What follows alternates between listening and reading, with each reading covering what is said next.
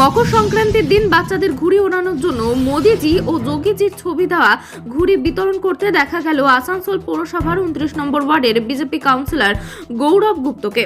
মকর সংক্রান্তির দিন ঘুড়ি ওড়ানোর জন্য এই ঘুড়িগুলি বিতরণ করা হচ্ছে। সেই মতো আসানসোলের রেলপাড় এলাকায় কচি কাচাদের মধ্যে এই ধরনের ঘুড়ি বিতরণ করতে করতে সাংবাদিকদের প্রশ্নের জবাবে কাউন্সিলর গৌরব গুপ্ত বলেন, শুধু রেলপাড় নয়, গোটা দেশেই ছেয়ে যাবে মোদিজি।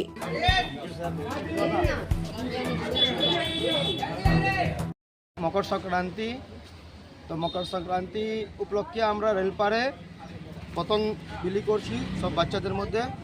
খুব মানে ভালো উৎসাহ আছে সবার মধ্যে।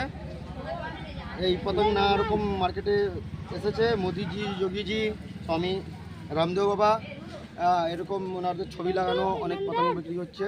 তো আমরা এখানে অনেক বাচ্চাগুলোকে পতঙ্গ বিলি করেছি। তো কি মনে করছেন কালকে রেলপাড়ে শুধু মোদি আর যোগী থাকবে নাকি? রেলপাড়ে না, গোটা দেশে মোদি যোগী থাকবে। আপনার নামটা? আমার নাম গৌরব গুপ্তা, আমি ভারতীয় জনতা পার্টি পার্ষদ, ওয়ার্ড নম্বর 29।